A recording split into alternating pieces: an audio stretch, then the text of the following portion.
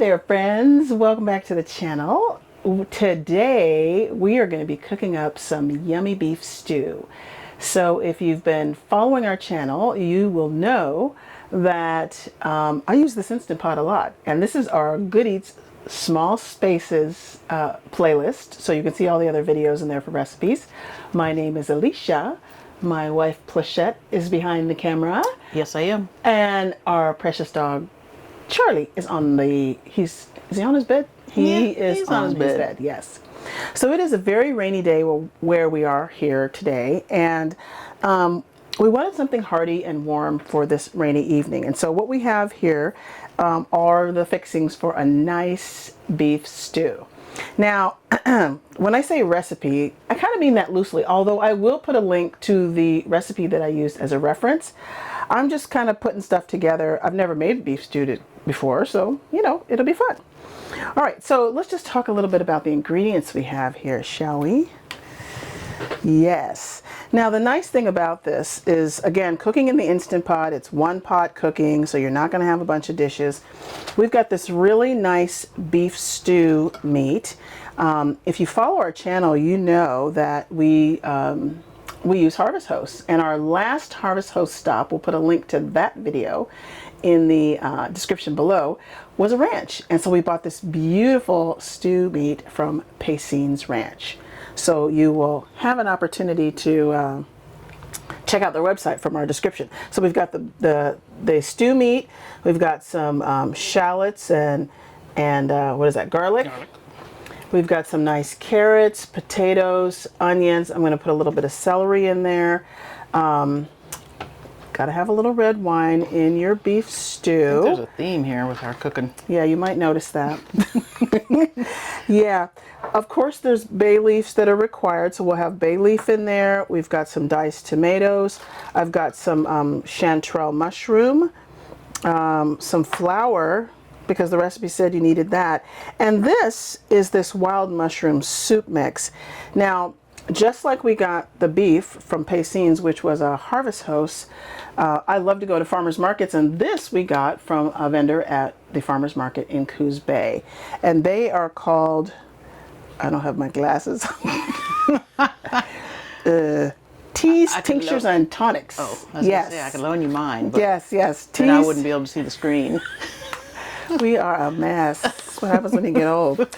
So yeah, this is really yummy stuff. I've made gravies with them before and used it in other types of things. So we're going to use that because it also has a couple of the ingredients that we need in terms of seasonings, like thyme and I forget what else is in here. Thyme. Oh, and there's mushrooms in here also. Roasted garlic, all that good stuff. All right, so the way that we're going to do this, because if you know anything about, stew meat, you know that it needs a good amount of time to cook. But our potatoes and our carrots aren't going to need that much time, so I don't want to hammer them. So I'm going to refer to my handy little Instant Pot little cheat sheet here. And I know that my stew meat needs 35 minutes and my potatoes and carrots only need 15.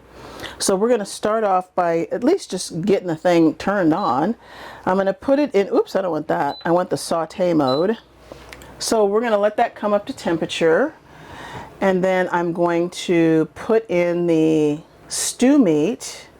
And what else am I going to put in there? Maybe the stew meat and maybe the onions and garlic and shallots. I think that's what we're going to do. Oh, you need olive oil too. Gosh, I really wish I would have taken well, I'll show you when we come back the container. I put this in our own container here, but this is a really good olive oil. My brother told me about this because he gets this kind of olive oil, and he's telling me how rich it is and where it comes from. If you saw our other video about my brother and his cooking classes that he not only attended, but he actually was kind of like a mentor in the cooking classes. He's a really great cook. So anyway, any tips from him are great. So we're going to go ahead and put a little bit of this olive oil down in here. Really yummy. And then when this gets hot, we're going to heat up this meat. And then what I'm going to do is I'm going to close the Instant Pot and set it for probably about maybe 20 minutes. maybe 20 minutes. You know, I'm like building a plane in the air here. I mean, I've never made this before, so because I don't want to overcook. I don't want to overcook the vegetables. I don't like them mushy. Right. You know what I mean? I can't stand that. So yeah, so maybe 15 minutes on the meat. We'll open it up. We'll see how it's doing, and then we'll dump everything else in there, and we'll get it going. And let it go. Let it go. Let it do its thing. Yeah, let it do its thing. All right, so this is coming up to temperature here. I can feel it getting warm in here, and because you know you kind of want all this stuff to cook together, but you don't want to pulverize those vegetables. So I'm just sort of thinking, you know, out loud here as I put this in. What else do I want to put in? What else do I want to put in? I said the wine already. That might go in. All right, so let's get this beef in here. Now the recipe that I'm loosely following, yeah, you can hear that sizzle. That's nice. The recipe that I'm loosely following said to, you know, put the meat in there and let it, you know, have it be spaced out so that it can get a good sear on it. So you don't want to be loading it on top of each other. So I might need to do a couple of versions or iterations of this beef cooking so that it can be, ooh, that does smell good. So it can have its own little space in here. Let's see. So that's probably good enough for now. We'll let that cook and then we'll turn it over. Smells amazing already, and we just got the beef in there. You know, one other thing I want to point out. So the recipe that I'm loosely following called for a balsamic vinegar and and it also had sugar in the recipe. And the reason it has sugar in it is because they were using tomato paste. Well, I don't have any tomato paste. I'm going to be using diced tomatoes.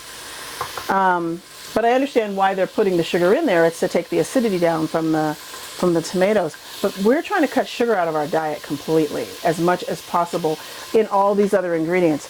So like if you go to the store and you're looking for diced tomatoes, read the ingredients. You might find that a particular brand has sugar in it. We're not having that. If I want a donut, then I'll have sugar. If I want birthday cake, then I'll have sugar. If I want a pastry, then I'll have sugar. Ice cream. Or ice cream, I'll have sugar. But I don't want sugar in my meat, in my breakfast sausage, in my, you know, beans. It's really in a lot of things. So please pay attention to that for yourself. You'll be glad you did. All right, this is looking really great. So anyway, what I was saying was, since I'm not using sugar, I'm going to use this Serrano honey aged balsamic vinaigrette. Balsamic vinegar. It's not a vinaigrette. It's not a salad dressing yet. So this is aged, so it's got a sweetness to it.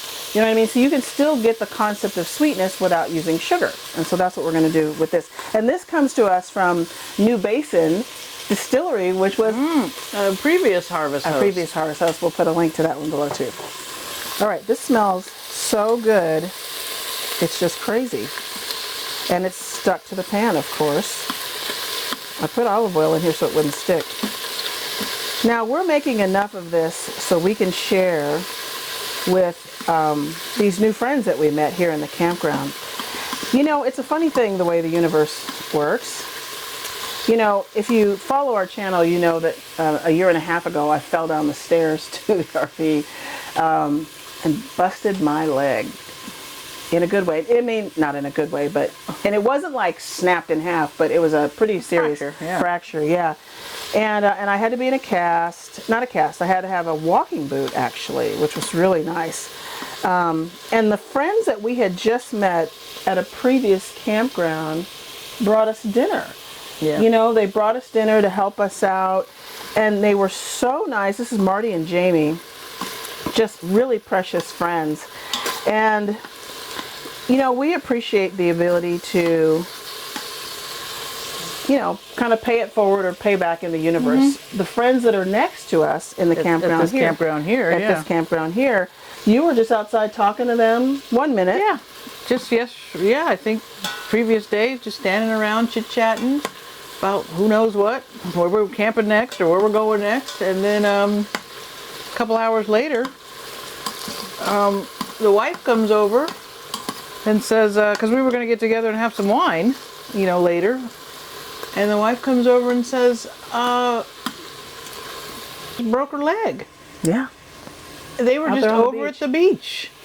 So she was at ER getting at the time getting x-rays, and as it turns out, had to have surgery. Yeah. So we are making enough stew to take some over to share for them. Yeah. Because you know what? The RV community is great. Yes, they are. The RV community is great. And I'm telling you, not only did Marty and Jamie, from when I broke my leg, not only did they bring us dinner, they came to help us move because we had to get out of the spot that we were in because we had to extend our stay because I had to see an orthopedic surgeon, blah, blah, blah. They were so, so sweet and helpful for us. And so we want to do the same for our new friends that we just met here. So we're going to make this nice beef stew and take some over to share with them. All right, so this is cooking up nicely here, and I'm going to let it keep searing. Then I'm going to put the next batch in, and then we'll let it go for, we'll let it go for a few minutes just to cook that beef down, and then we'll throw the rest of the ingredients in, and then we'll come back, and it will be pretty darn yummy. So stay tuned. Alrighty folks, we are back. If you want to take a look at this meat here, we've got the beef all cut up and, browned on all the sides that we want to brown it on. And remember, I'm just gonna dump some of this stuff in here now because I'm gonna cook some of the beef down a little bit before I add the vegetables. Okay, so we're going to put that was the onion and shallots. Hopefully you notice these beautiful knife cuts, not only on the shallot and the garlic, but also in our selection of vegetables that's going in. My lovely wife is quite the sous chef. Quite the sous chef. I'm really good at taking directions. She is very, very, very great sous chef. So we're going to put in the, what is this? The diced tomato. We're going to put that in. And then we're going to such regard, right? We're going to add in our wine. And we're just going to use up the rest of this here. Maybe not the rest of it, but a cup of wine. This is really not much. Throw the rest of it in here. That's hilarious. Okay, so we want that in there because what we're trying to do is, again, we're trying to get some of this going here before we put the vegetables in. We don't want to have mushy vegetables, so we're going to put the beef broth in here also. Okay, and then we're going to put in our mushroom seasoning. So a nice mushroom seasoning. Whew, it's warm in this kitchen. Alrighty, and let's see what else. I think I did put a little bit of salt and pepper on the meat, but we'll put a little bit more in there. And let's put some of these mushrooms in there too. Yeah, let's just put them all in there. Okay. So we're gonna. The mushrooms are dried, so they need to be hydrated and all of that. So we're just going to give this, start the meat off so that it can be tender and whatever, and then we'll put our vegetables in and we'll give our vegetables the time that they need so that we're not hammering the heck out of our vegetables and having them be just, mush. Mush. We don't want that. Let me put some of this Serrano honey. This is the balsamic. Of course, I can't open it. It's a good thing this isn't like a real cooking show because I would have this open already and I can't open it. Pleshette, you're going to have to open this. This is terrible. How are you going to put the camera down? Okay, well. Did you get it? No. We'll get that open. Here, let me try to put some. I forget how hard these things are to open. Balsamic vinegar is, it's got kind of a sugary element to it, even though it's not like sugar, but when it's it gets like glue, yeah, and you can't open it, and I don't want to snap the top. Oh, there we go. Yay. All right. Okay, so we're going to put a little bit of this in here.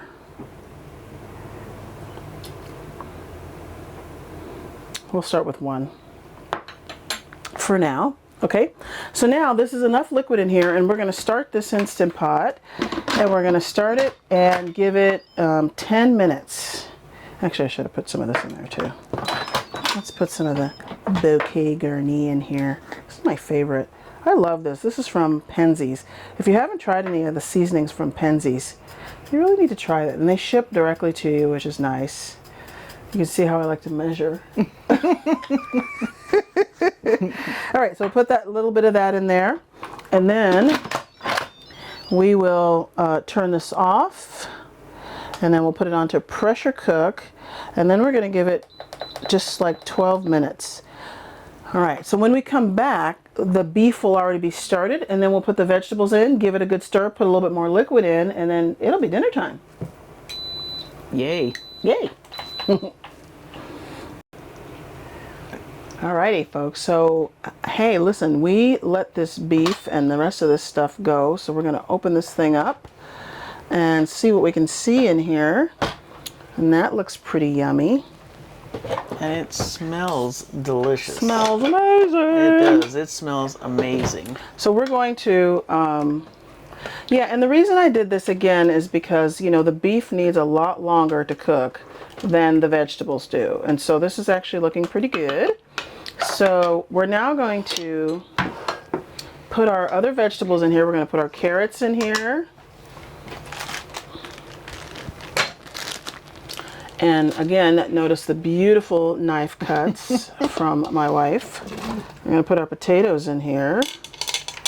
Now our potatoes need, I guess if it's a russet potato, it needs like 15 minutes or so. We're going to throw some celery in here too. Put that celery in there.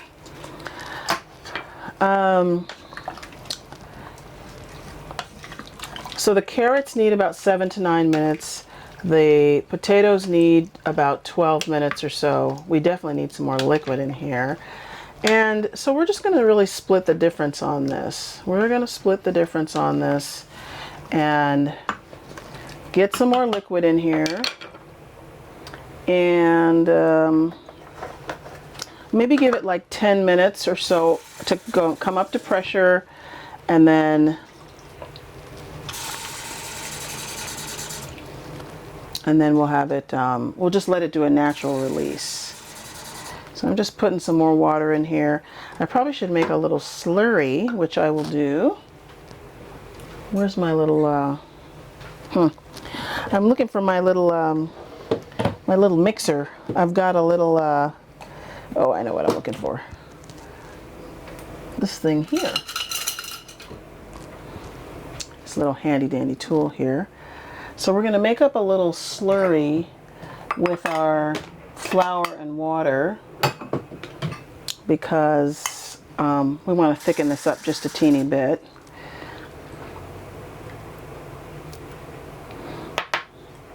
But it sure is smelling great.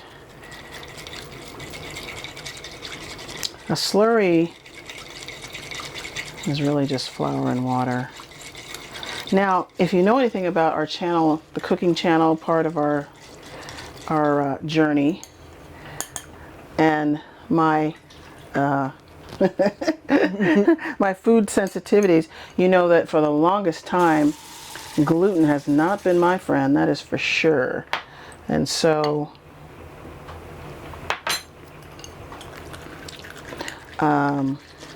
we're using gluten-free flour. So everything in here is gluten-free. And corn-free. Corn is still not my friend. I can do a little bit of gluten, but corn and I are not friends. All right, so we've got a little thickener in there to give us a nice little, you know, like, I don't know, gravy-ish type of thing. It's not going to thicken up just right now, but when we come back, we'll have a little bit of this thickened up here. Be nice and lovely. And we will be ready to eat, because while we were on our break, we watched a neighbor back in. In the dark. In the dark. In the rain. In the rain. It wasn't pleasant. He had to have a cigarette after that. This is a no smoking park. All right, I think we have everything in here. Hopefully that's enough flour. If not, I can still do another slurry after we're done here. I put the bay leaf in here because we want to make sure we get that in there. And I think we have everything in here that we need. So now what we're going to do is this is a multi-part series if you can't tell. You know, and here's the thing, you could probably, because I'm really into this, you could just throw it all in there and turn it on. It just depends on how you like your veggies, right? Depends on how you like your veggies. And we just like ours to have a little bit of structure to them. We don't want them mushy. All right, so I'm going to cancel this. And then I'm going to hit pressure cook again. And it's got 12 minutes on it. So let's take that down to 10. We're going to leave that on a 10-minute pressure cook. That should be good for our potatoes and our carrots and all of that. Actually, let's give it 12 minutes just to be on the safe side. Yeah, just be on the safe side. Yeah. So, so when we come back, it'll be dinner time and we're both starving. Now, were you going to say anything about that olive oil? Oh, yes, thank you. So remember I mentioned this fancy olive oil. So this is the olive oil my brother said, oh, you got to get this. He's like, you know, when you have olive oil and you take a taste of it and you can feel it kind of, a little warmth on the back of your tongue and whatever. I'm like, my palate is not that sophisticated, but if you say that it's good, I will get it. So that is what we have, this fancy olive oil. And we did get it from Amazon. We got it from Amazon. Yeah. All right, so this is cooking, and when we come back, we're going to see what it tastes like. We'll be serving it up. And that's right, we'll be having dinner. All right. So hold tight, and we'll be back. All righty, folks. Thank you for joining us for dinner. So we're going to go ahead and open this up. There's a lot of different ways to go about this, right? So if you don't want to do the two different,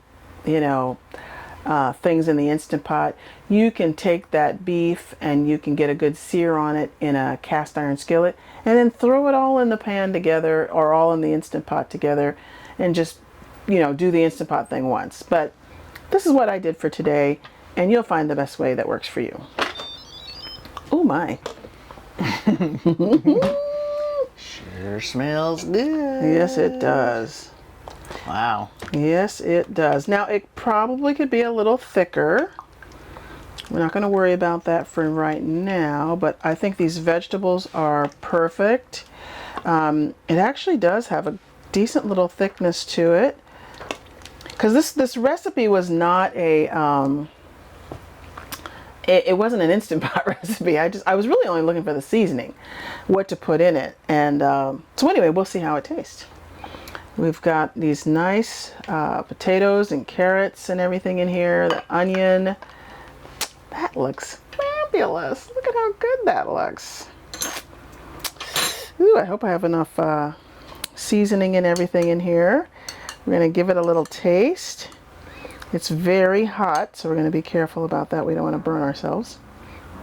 It sure smells good. It really does. I can't wait to have a bowl myself. Yeah, that is a really, really, really great beef stew. I mean, just a real nice beefy flavor. You've got these nice vegetables in here. Like I said, I'll put the link to the recipe that I used for inspiration, and I'll put just the list of the things that I put in here. And yeah, join us for dinner. This is really tasty, and we'll see you next time in, I don't know, whatever we decide to cook next. We'll see you next time. Maybe it won't be in the Instant Pot. Maybe it'll be something else. But hey, it's rainy weather. This is a perfect thing for right now, and we're looking forward to sharing this with our friends.